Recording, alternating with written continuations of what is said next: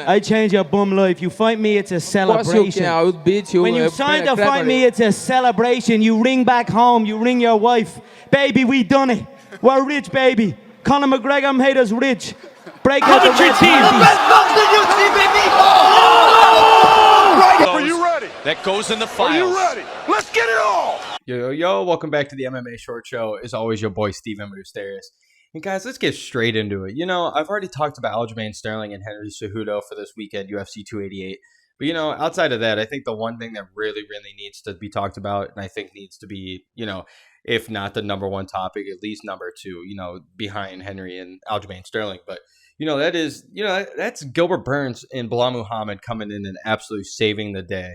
And, you know, I'm sure most people know, but Charles Oliveira versus Beneil Dariush was supposed to be the fight that we were supposed to get. But, you know, of course, something happens. And, you know, I think they pushed it back to, UFC 289 or something. So, you know, it was looking grim there for a second. We weren't sure what was going to happen. You know, we were hearing stuff about like, oh, Dustin Poirier might jump in and try to fight Gilbert Burns or try to fight Belal Muhammad or whatever. And then all of a sudden, Gilbert Burns, Belal Muhammad's announced. And, you know, I just got to shout out to both of them, man. I mean, not only got the poster right here, literally from 2 weeks ago, not only did Gilbert Burns just go, you know, even though he lives in Miami and whatever, we can say whatever, but Jorge Masvidal, clearly the home dog, you know, the home guy hero, the home guy, you know, the hometown king. So he goes into Miami, beats his ass, fucking says, okay, have a nice retirement.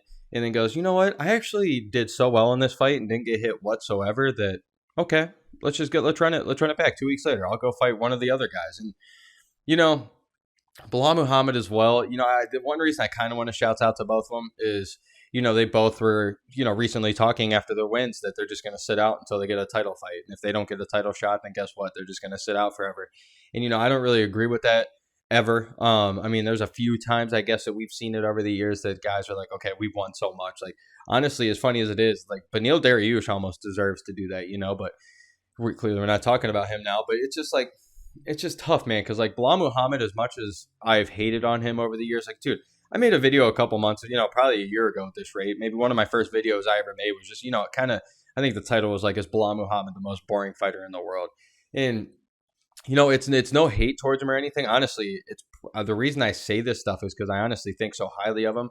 And when I do see him actually come out and perform to his ability, like, the dude's scary. I mean, like we just saw with Sean Brady, like we've seen against Stephen Wonderboy Thompson, like we just saw with Vicente Luque. Like, this dude is very, very good when he's good. But like, you know, it's the fights that, you know, some of them, you know, kind of really upset me. And it's like, you know, he's got guys like old ass Damian Maia on the ropes, dude, just not even going for the finish. And I think that was my problem with him always. Is I just always thought he was never going for the finish. He was always just kind of okay with eking out a win. You know what I'm saying? Like his other one was like Lyman Good, who I don't even think's in the UFC anymore, and he had him just absolute gassed and just looked like he was trying to get his way out of there. And Belal Muhammad just, you know, probably could have stepped on the gas a little bit and got him finished, but, you know, at the end of the day, you can't be mad at him getting his victories and all that. But it's just, you know, if you want to be sitting here talking about give me title shots, you're going to have to do something that's, you know, interesting. You can't just sit there and lay on people or just, you know, dominate them with position and not really do much damage or never look to get a submission. Like,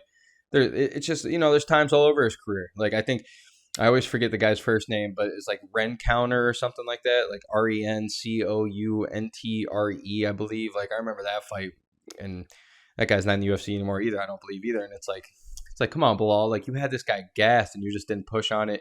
I think there's one other fight, Mean. I think he fought that I was just like, man, like, come on, like, this is just what we need to see. But then he completely makes me shut my mouth this last year. And not only I thought he could have done a little bit more, at least when it came to damage and stuff against Vicente Luque. But, you know, he goes and takes out Sean Brady and takes his 0 and everything. And that's fucking awesome. And he's sitting here calling for it. And it's just like, man, it's like, you know, he's training with Habib a little bit, starting to look better and everything. And I'm like, okay, maybe Belal actually could do it. And then now we're sitting here like, damn, man, like all this work that you were just looking to do and everything can get taken away instantly by Gilbert Burns this weekend. And, you know, I really think Belal Muhammad has more to lose here, if we're being honest here. Like, I mean, Gilbert Burns literally just fought 2 weeks ago. And this is the clutch thing is, you know, we can sit here and go, okay, well, Gilbert Burns, you know, he just lost to Chimaev, you know, last year or whatever, which I mean, I don't know about you guys. I thought he won that fight. And I thought it showed just how fucking good he actually is. And, he came close to being the first one to beat Usman. And then he bounces back. He's beating guys like Wonder Boy, and he's taking out, like we just saw with Jorge Masvidal. And, the whole, the Neil Magny matchup I was a little mad at, but Burns goes out there and gets it done with what I think it was within a minute, had him down and submitted. So, like, Gilbert Burns right now, I feel like has all the momentum, even though we're talking about Belal hasn't lost in 8 or 9 fights in a row and all these.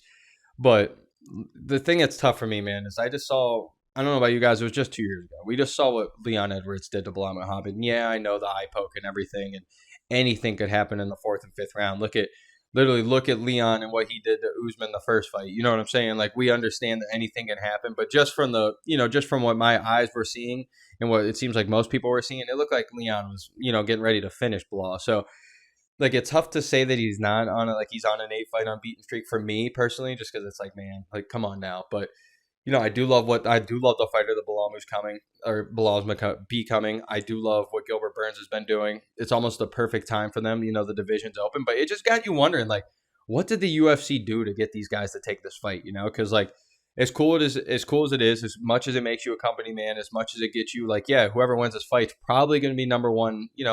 Is number one shot for a title shot.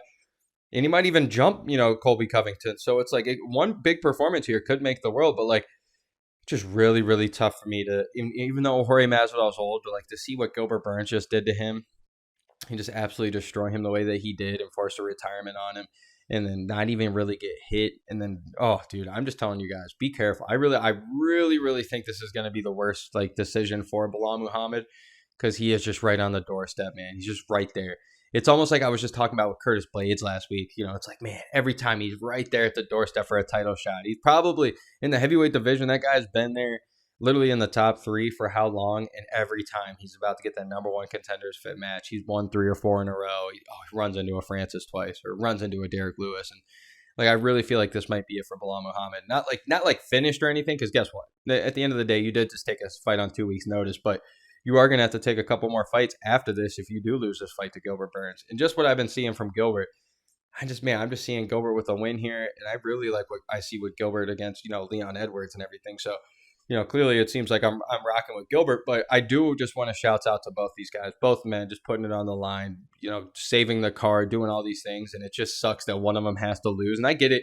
It's a part of the game. Like, oh, Steven, like, what about, if they would have had a full camp and stuff? I feel like it would have been a little different. At least you know what you're preparing for. You're fully prepared. Because I know Bilal's been talking about how he's got to cut pretty heavy weight, I think, to make this fight, which he's going to make. But it's just like, man, it's pretty sad to see these guys, on 2 weeks' notice just to try to be like a company man and to kind of like shit on their career. You know what I'm saying? In a way.